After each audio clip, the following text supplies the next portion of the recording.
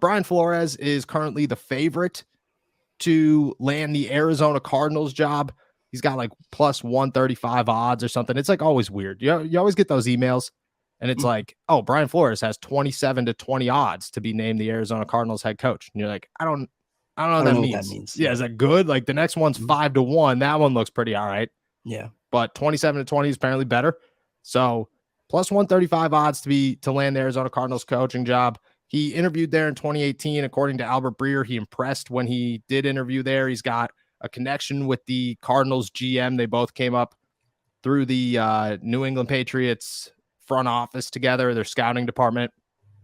Is a good move. If you're Brian Flores, you're obviously looking to go anywhere, but are you going to take on Kyler Murray and maybe an upset DeAndre Hopkins and a questionable defense, I guess, and looking to build there? Do you think it's a good move for a coach like that?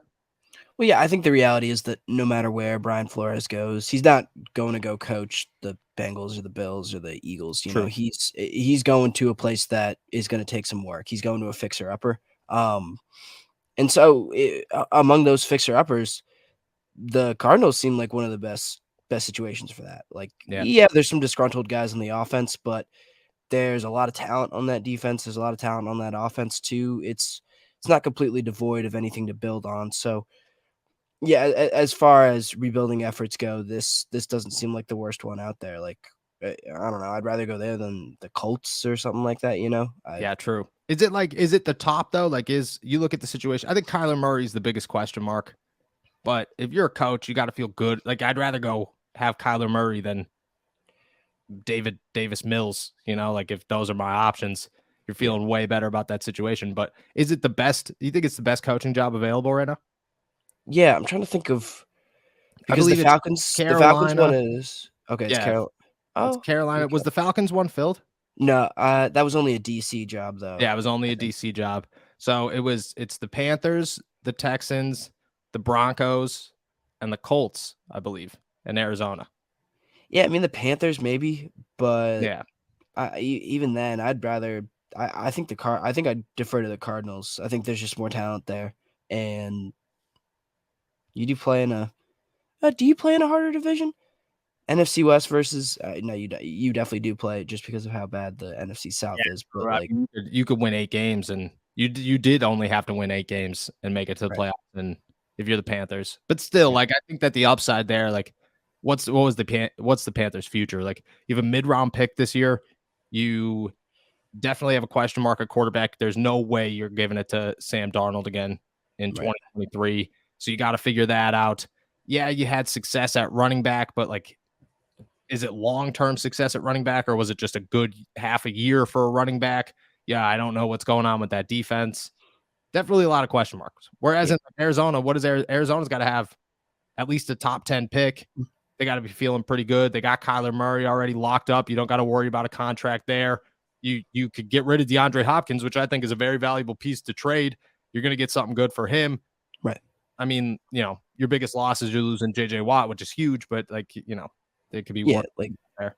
Right. And J.J. Watt at the end of his career versus, you know, J.J. Watt wasn't the same guy as he was at the beginning of his career. Yeah, exactly. It's not a slight against him. That's just age. Yeah, you're not losing T.J. Watt, you know, like in 28 years old. You're losing 33-year-old J.J. Watt. Yeah. So yeah, I definitely think the Cardinals are probably his best bet. If he does want a head coaching job like that. I agree. Would you go Broncos over Cardinals if you got to pick?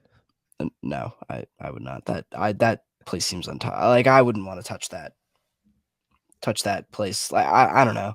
It seems to. I would not want to rebuild how old is Russ? Is he 30 yet? Oh yeah, he's like 34 or something, 33. Yeah, like I don't know. I wouldn't want to have to rebuild a team around a $200 million 35-year-old quarterback. Yeah. That like at 34. least. Yeah, so I would take Kyler's probably a little bit of a project. Like he's not where he needs to be, and you probably got to work with him a little bit more. But I would bank on the young talent over Russ. I don't like over what we just saw from Russ. Yeah, no. Yeah, I agree with that one. I think that The Broncos are they have so much potential, which stinks because like we talk on here all the time. Like my dad's a Broncos fan, so like I constantly hear about how good they could be. They are nowhere near being good. Like Yeah, it's like you'd rather go to the Panthers over the yeah, and Broncos. I think the expectations are lower too. Like you go to Arizona, Flores has a relationship there. He's allowed to actually build something. Whereas I think if you go to Denver, you're looked at it like if we don't win the Super Bowl in the next 2 years, our window has closed with Russ and now we're screwed. And you're just like, well, what do you want me to do? Like, you gave me a bad old quarterback that's worth $1 billion and nothing else to live up to. Plus, they don't have a first round pick, or they do have a first round pick. They got one for Chubb, but it's like pick 20 or something. Like, it's not a good. It's not as high as it should be. No, like Seattle's picking third or fourth or whatever. That's where they should be. Whereas, I don't know what the draft order is, but there's no way Arizona is picking under or higher than 10. Like, they're third. They have the third pick in the draft. That's easy. It's the easiest decision you can make. Yeah, go to Arizona. Go to Arizona, get somebody, somebody good. You could go get Will Anderson. That replaces J.J. Watt. Now you're feeling fine. Yeah. Right.